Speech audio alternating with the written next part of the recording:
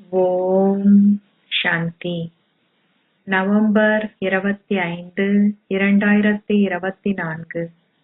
காலை முரளி பாப்தாதா மதுபன். சாராம்சம்.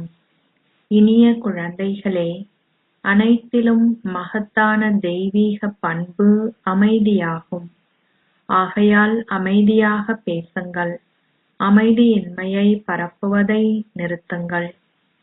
கேள்வி: சங்கம யுகத்தில் குழந்தைகளாகிய நீங்கள் எல்லையற்ற தந்தையிடமிருந்து என்ன ஆஸ்தியை பெறுகின்றீர்கள்? தெய்வீக குணங்கள் நிறைந்த குழந்தைகளின் அடையாளங்கள் என்ன? பதில்: ஞானமே முதலாவது ஆஸ்தியாகும். இரண்டாவது அமைதியாகும். மூன்றாவது தெய்வீக குணங்கள் ஆகும்.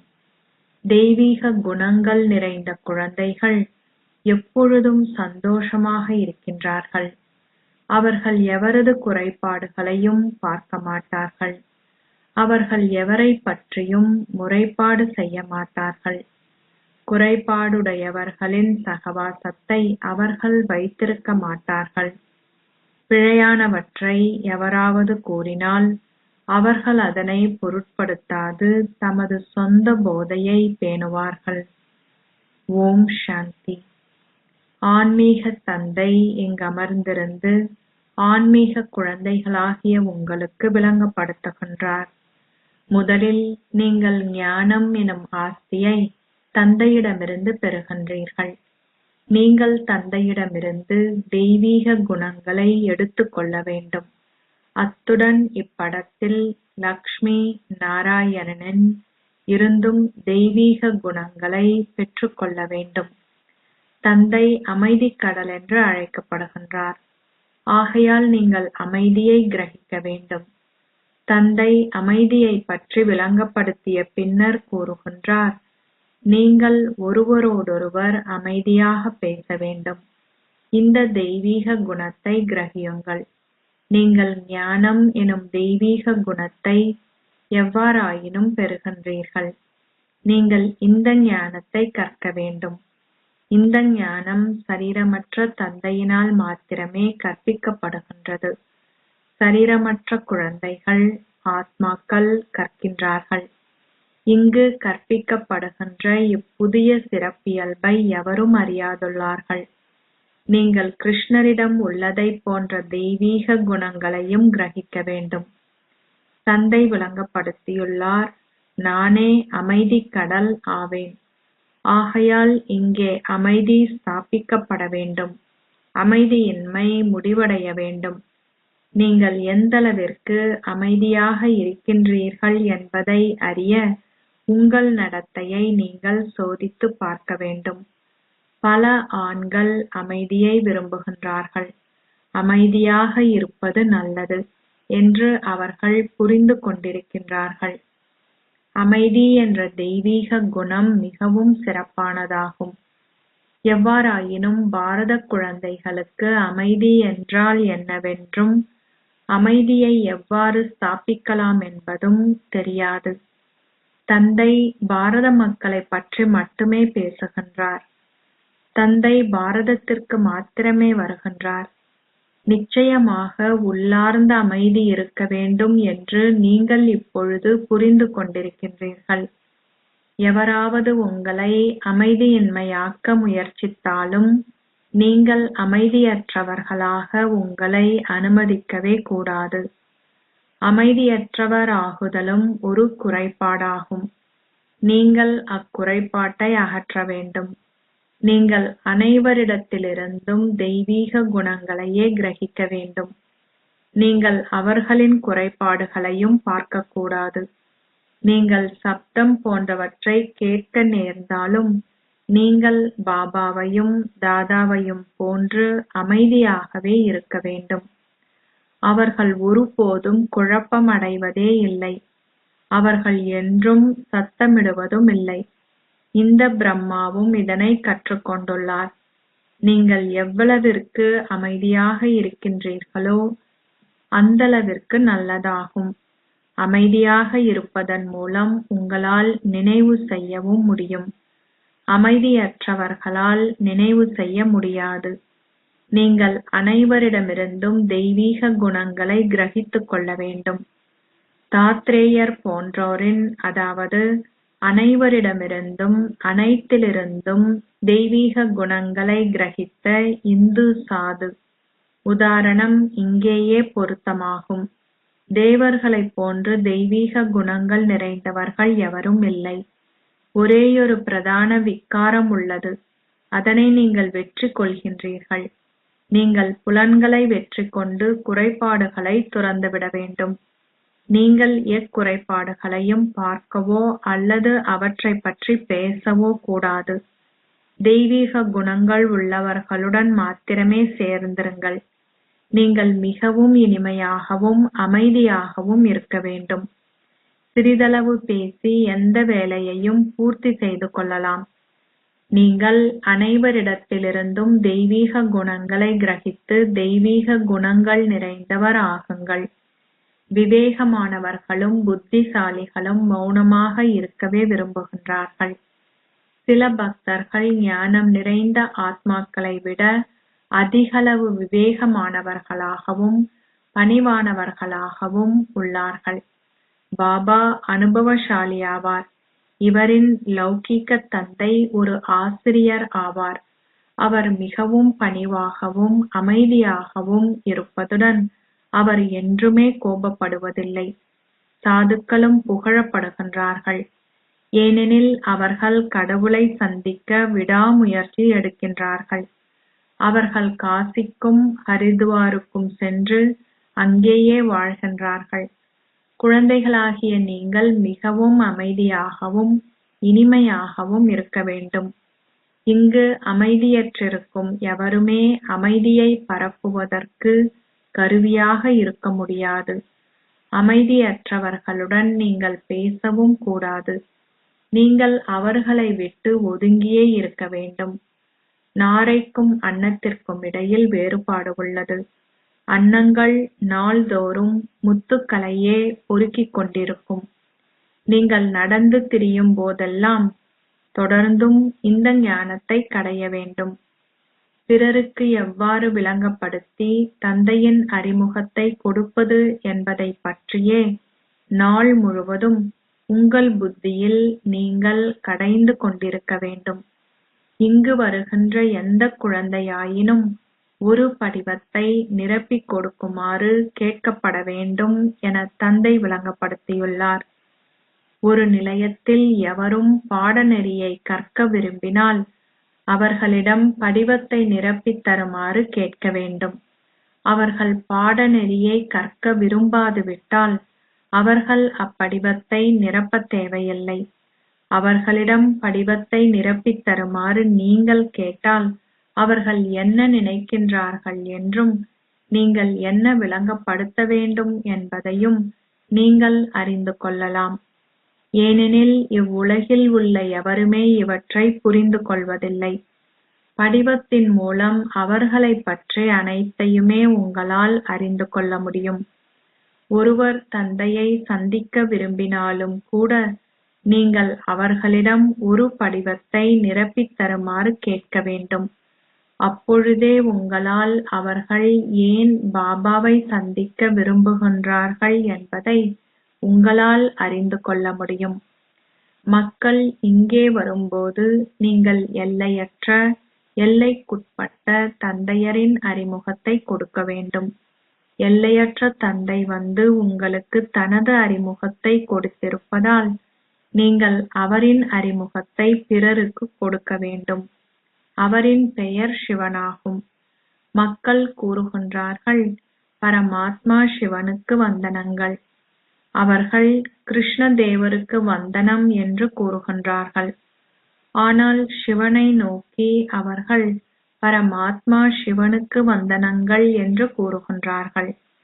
தந்தை கூறுகின்றார், என்னை நினைவு செய்யுங்கள், உங்கள் பாவங்கள் அழிந்துவிடும். உங்களது ஆஸ்தியான முக்தியையும் ஜீவன் முக்தியையும் பெற்றுக் கொள்வதற்கு நீங்கள் நிச்சயமாக தூய்மையாக வேண்டும். அது சதோபிரதான் உலகம் என்று அழைக்கப்படுகின்ற தூய உலகமாகும். நீங்கள் அங்கே செல்ல வேண்டும். எனவே தந்தை கூறுகின்றார், என்னை நினைவு செய்யுங்கள். இது மிகவும் இலகுவானதாகும். நீங்கள் பாடநெறியை கொடுப்பதற்கு முன்னர் படிவத்தை நிரப்புமாறு அவர்களை கேட்க வேண்டும். முதல் நாளே அவர்களை நிரப்பித் தருமாறு கேளுங்கள். அதன் பின்னர் விளங்கப்படுத்துங்கள். அதன் பின்னரும் நீங்கள் கூறியவை அவர்களுக்கு நினைவில் உள்ளதா என்பதை அறிய வேண்டும். படிவத்தை நிரப்பித் தருமாறு கேளுங்கள். 2 படிவங்களுக்கு இடையேயும் நிச்சயமாக வேறுபாடு இருக்கும். அவர்கள் எதை புரிந்துள்ளார்கள் என்பதையும் நீங்கள் விளங்கப்படுத்தியவற்றை பற்றிய எண்ணங்கள் அவர்களுக்கு இருக்கின்றதா என்பதையும் உங்களால் விரைவிலேயே புரிந்து கொள்ள முடியும். அனைவரிடமும் இப்படிவங்கள் இருக்க வேண்டும். பாபா முரளியில் வழிகாட்டல்களை கொடுத்துள்ளார். பெரிய நிலையங்கள் உடனடியாகவே அவற்றை பயிற்சியில் இட வேண்டும். நீங்கள் இப்படிவங்களை வைத்திருக்க வேண்டும். இல்லாவிட்டால் உங்களால் எவ்வாறு அறிந்து கொள்ள முடியும்? தாம் நேற்று என்ன எழுதினோம், இன்று என்ன எழுதுகின்றோம் என்பதையிட்டு அவர்களே உணர்ந்து கொள்வார்கள். படிவங்கள் மிகவும் அவசியமாகும். அனைத்து நிலையங்களும் தத்தமக்கென வெவ்வேறாக படிவங்களை அச்சடிப்பதில் தவறில்லை. அல்லது ஒரே இடத்தில் அனைவருக்கும் சேர்த்து அச்சடிக்கப்பட்டு அவை நிலையங்கள் அனைத்திற்கும் அனுப்பி வைக்கப்படவும் முடியும். இதுவே பிறருக்கு நன்மை அளிப்பது என்பதாகும். குழந்தைகளாகிய நீங்கள் தேவர்கள் ஆகுவதற்காகவே இங்கு வந்துள்ளீர்கள். தேவர் என்ற வார்த்தை மிகவும் மேன்மையானது. தெய்வீக குணங்களை கிரகித்தவர்களே தேவர்கள் என்று அழைக்கப்படுகின்றார்கள். நீங்கள் இப்பொழுது தெய்வீக குணங்களை கிரகிக்கின்றீர்கள். எங்கெல்லாம் கண்காட்சிகளும் அருங்காட்சியகங்களும் உள்ளனவோ அங்கெல்லாம் நீங்கள் இப்படிவங்களை அதிகளவு வைத்திருக்க வேண்டும். அப்பொழுது அவர்களால் பார்வையாளர்களின் ஸ்திதியை அறிந்து கொள்ள முடியும். நீங்கள் புரிந்து கொண்ட பின்னரே பிறருக்கு விளங்கப்படுத்த வேண்டும்.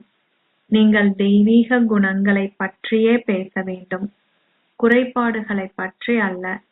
நீங்கள் தெய்வீக குணங்கள் நிறைந்தவர் ஆகுகின்றீர்கள். அதிகளவு தெய்வீக குணங்களை கொண்டவர்கள் ஏனையோருக்கு அதிகளவில் தெய்வீக குணங்களை கொடுக்க முடியும்.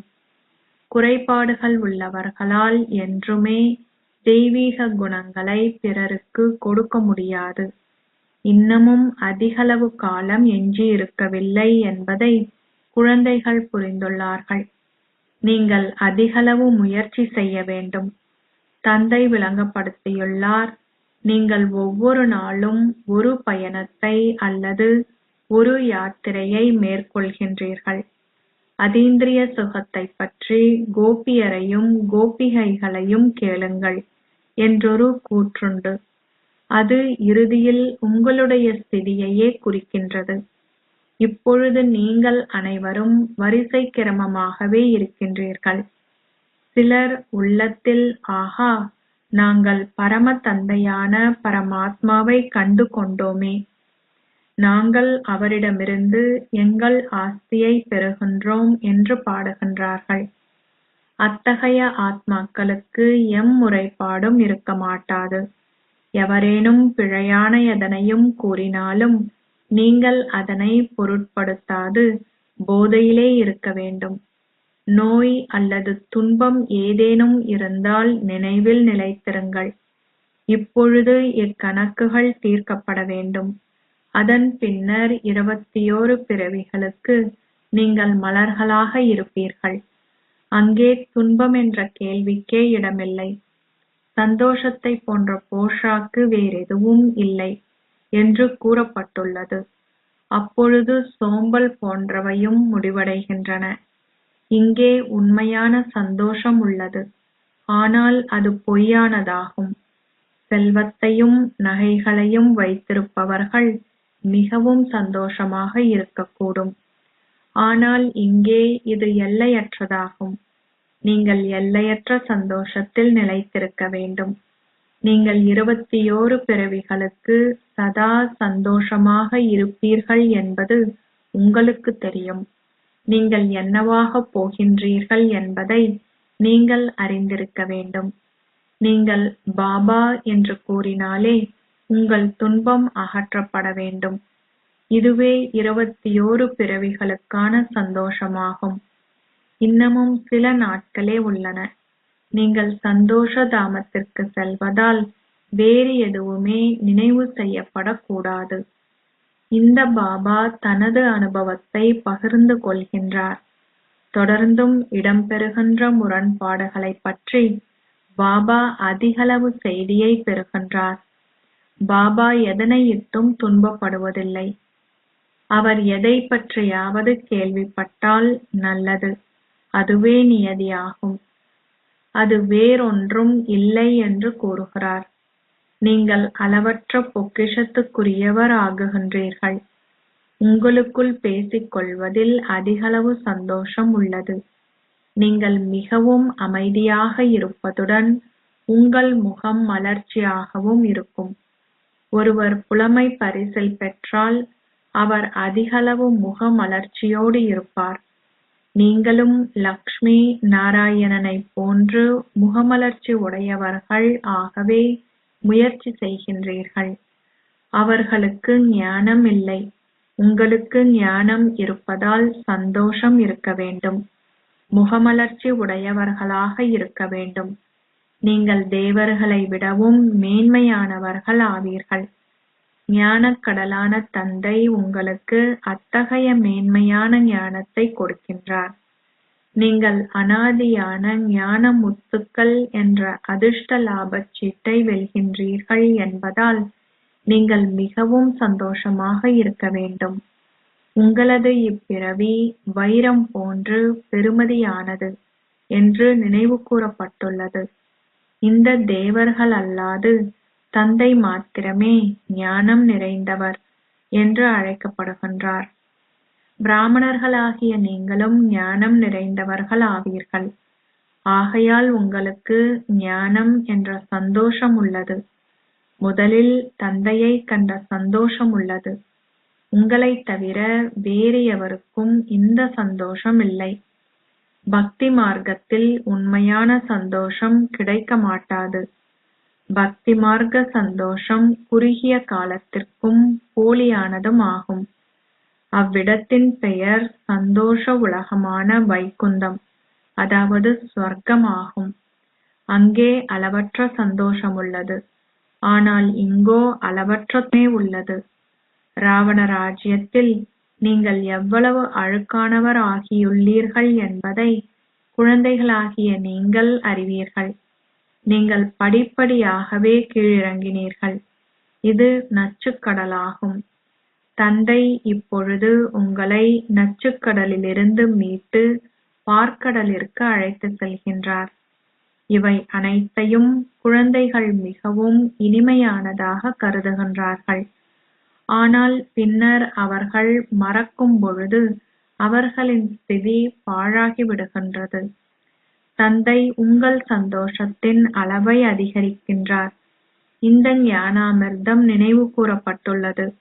நீங்கள் தொடர்ந்தும் ஒரு குவளை ஞான அமிர்தத்தை பருக வேண்டும். இங்கே உங்கள் போதை அதிகளவில் உள்ளது. ஆனால் நீங்கள் வெளியில் சென்றவுடன் அது குறைந்து விடுகின்றது. இங்கே குழந்தைகள் மிகவும் நல்ல உணர்வுகளை கொண்டிருக்கின்றார்கள் என்பதை பாபாவும் உணர்ந்துள்ளார். தமது வீட்டிற்கு செல்கின்றோம் என்றே அவர்கள் உணர்கின்றார்கள். நாங்கள் பாபாவின் ஸ்ரீமத்தின் அடிப்படையிலேயே ராஜ்யத்தை ஸ்தாபிக்கின்றோம். நாங்கள் சிறந்த போராளிகள். இந்த ஞானம் முழுவதும் உங்கள் புத்தியில் உள்ளது. இதன் மூலமே நீங்கள் அந்த அந்தஸ்தை கோருகின்றீர்கள். உங்களுக்கு கற்பிப்பவர் யார் என்று பாருங்கள். எல்லையற்ற தந்தை உங்களை முற்றாக மாற்றுகின்றார். எனவே குழந்தைகளாகிய நீங்கள் உங்கள் இதயத்தில் அதிகளவு சந்தோஷத்தை கொண்டிருக்க வேண்டும். நீங்கள் பிறருக்கு சந்தோஷத்தை கொடுக்க வேண்டும் என்றும் நீங்கள் இதயபூர்வமாக உணர வேண்டும். ராவணன் உங்களை சபித்த போதிலும் நீங்கள் தந்தையிடமிருந்து ஆஸ்தியை பெறுகின்றீர்கள். நீங்கள் ராவணனால் சபிக்கப்பட்டதால் மிகவும் சந்தோஷம் இழந்தவராகவும் அமைதியற்றவர்களாகவும் ஆகினீர்கள். சேவை செய்வதற்கு பல சகோதரர்கள் விரும்பிய போதிலும் கலசம் தாய்மாரிடமே கொடுக்கப்பட்டுள்ளது. சேனை சக்திகளையே உள்ளடக்கியுள்ளது. வந்தே மாதரம், தாய்மாருக்கு வந்தனம் என்றே நினைவு கூறப்பட்டுள்ளது. அத்துடன் தந்தைக்கும் வந்தனம் செலுத்தப்படுகின்றது. எவ்வாறாயினும் தாய்மாரின் பெயர்களே குறிப்பிடப்படுகின்றன. முதலில் லக்ஷ்மியும் பின்னரே நாராயணன் குறிப்பிடப்படுகின்றார். முதலில் சீதையும் பின்னரே ராமரும் குறிப்பிடப்படுகின்றார். இங்கோ முதலில் ஆணின் பெயரை குறிப்பிட்ட பின்னரே பெண்ணின் பெயர் குறிப்பிடப்படுகின்றது. இவை யாவும் விளையாட்டாகும். தந்தை அனைத்தையும் விளங்கப்படுத்துகின்றார். அவர் பக்தி மார்க்கத்தின் ரகசியங்களையும் விளங்கப்படுத்தியுள்ளார். பக்தியின் பல வகையான விஷயங்கள் இடம்பெறுகின்றன. இந்த ஞானத்தை பெறும் வரையில் உங்களுக்கு அவற்றை பற்றி எதுவும் தெரியாது. முன்னர் நீங்கள் கல்வி அறிவற்றவர்களாகவும் அறியாமையிலும் அழுக்கிலும் இருந்தீர்கள் என்பதை ஆத்மாக்களாகிய நீங்கள் இப்பொழுது புரிந்து கொண்டிருக்கின்றீர்கள். அனைவரது நடத்தையும் இப்பொழுது சீராக்கப்பட்டுள்ளது. உங்கள் நடத்தை தெய்வீகமாகுகின்றது. 5 விகாரங்களினால் உங்கள் நடத்தை அசுரத்தனமாகியது. அதிகளவு மாற்றம் ஏற்படுகின்றது. நீங்களும் மாற வேண்டும். நீங்கள் சரீரத்தை நீக்கிய பின்னர் உங்களால் மாற்றங்களை ஏற்படுத்த முடியாது. பலரிலும் மாற்றங்களை ஏற்படுத்த தந்தையிடம் சக்தி உள்ளது. பல குழந்தைகள் தமது அனுபவங்களை பகிர்கின்றார்கள். நான் காமம் நிறைந்தவனாகவும் குடிகாரனாகவும் இருந்தேன். நான் அதிகளவில் மாற்றப்பட்டு விட்டேன். நாங்கள் இப்பொழுது அதிகளவு அன்புடன் வாழ்கின்றோம். அன்பு கண்ணீரும் சிந்துகின்றோம். தந்தை அதிகளவு விளங்கப்படுத்திய போதிலும் இவ்விஷயங்கள் யாவும் மறக்கப்படுகின்றன. இல்லாவிடின் உங்கள் சந்தோஷம் மிகவும் உயர்வாக இருக்கும். நாங்கள் பலருக்கும் நன்மை செய்ய வேண்டும். சந்தோஷமற்றவர்களுக்கு பாதையை காட்டுவோம் என்ற எண்ணம் இருக்கும். விளங்கப்படுத்துவதற்கு நீங்கள் அதிகளவு முயற்சி செய்ய வேண்டும். சில வேளைகளில் நீங்கள் அவமதிக்கப்படுகின்றீர்கள். நீங்கள் மக்களை சகோதரர்களாகவும் சகோதரிகளாகவும் ஆக்குகின்றீர்கள் என்ற ஓசை ஏற்கனவே பரப்பப்பட்டுள்ளது. எனினும் சகோதரனுக்கு சகோதரிக்கும் உள்ள உறவு நல்லதே. ஆத்மாக்களாகிய நீங்கள் சகோதரர்கள் ஆவீர்கள். எவ்வாறாயினும் பல பிறவிகளாக கொண்டிருந்த உறுதியான பார்வை மாறுவதில்லை. பாபாவிற்கு பல செய்திகள் வருகின்றன. ஆகையால் தந்தை விளங்கப்படுத்துகின்றார், குழந்தைகளாகிய உங்களது இதயம் இந்த அழுக்கான உலகிலிருந்து அகற்றப்பட வேண்டும். நீங்கள் அழகானவர்கள் ஆக வேண்டும். பலரும் ஞானத்தை செவிமடுக்கின்றார்கள். பின்னர் அதனை மறந்து விடுகின்றார்கள். ஞானம் முழுவதும் மறைந்து விடுகின்றது. காமமே கொடிய எதிரியாகும்.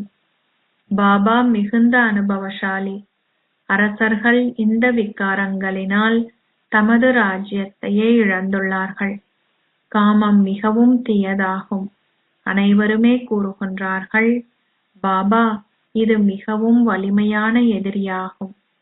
தந்தை கூறுகின்றார், காமத்தை வெல்வதன் மூலம் நீங்கள் உலக அதிபதிகள் ஆகுவீர்கள். எவ்வாறாயினும் காம விகாரம் மிகவும் வலிமையானது. சத்தியம் செய்த பின்னரும் பல ஆத்மாக்கள் விழுந்து விடுகின்றார்கள்.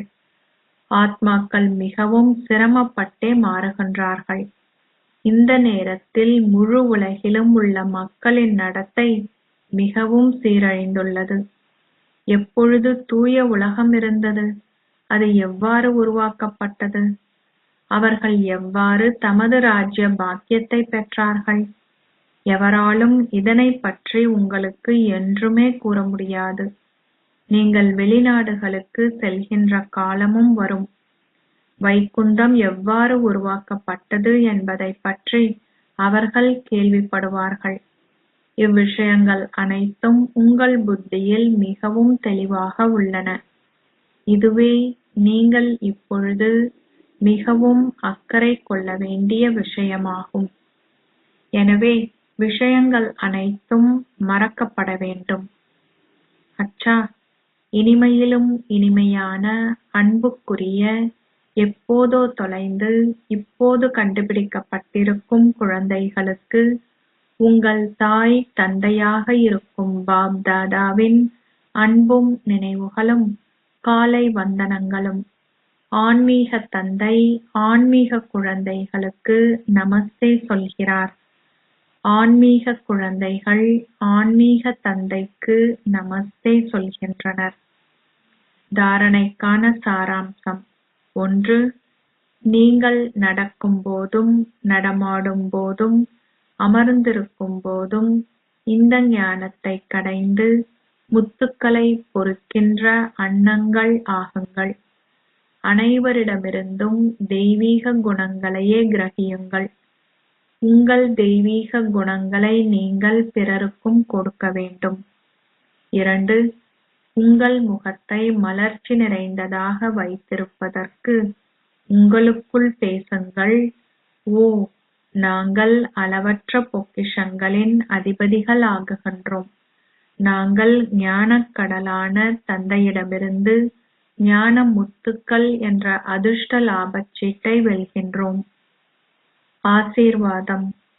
உங்களின் பட்டங்களை உணர்ந்தவராக இருப்பதன் மூலம் சுயமரியாதை உடையவராகி உங்களின் ஸ்திதியை சக்திசாலி ஆக்குவீர்களாக. சங்கம யுகத்தில் தந்தையே தனது குழந்தைகளான உங்களுக்கு மேன்மையான பட்டங்களை வழங்குகிறார். அதனால் நீங்கள் இவற்றின் ஆன்மீக போதையை பேண வேண்டும். நீங்கள் நினைவு செய்யும் பட்டத்திற்கேற்ப உங்களின் ஸ்திதியும் அதைப் போன்று சக்தி வாய்ந்தது ஆகும். உதாரணமாக, உங்களின் பட்டம் சுயதரிசன சக்கரதாரி என்றிருந்தால், இந்த விழிப்புணர்வு ஏற்பட்ட உடனேயே மற்றவர்களை நீங்கள் பார்ப்பது முடிந்துவிடும். உங்களுக்கு சுய புரிந்துணர்வு ஏற்படும் போது மாயையின் கழுத்து வெட்டப்பட்டுவிடும். நீங்கள் ஒரு மகாவீர் என நினைக்கும் போது உங்களின் ஸ்திதி ஆட்ட அசைக்க முடியாதது ஆகிவிடும். அதனால் உங்களின் பட்டங்களை உணர்ந்தவராக இருப்பதுடன் கூடவே உங்களின் ஸ்திதியையும் சமமாக சக்தி வாய்ந்தது ஆக்குங்கள். அப்போது நீங்கள் மேன்மையான சுயமரியாதை உடையவர் எனப்படுவீர்கள். ஸ்லோகம். அலைந்து திரியும் ஆத்மாக்களின் ஆசைகளை பூர்த்தி செய்வதற்கு உங்களின் வேறு பிரித்தறியும் சக்தியை அதிகரியுங்கள். ஓம் சாந்தி.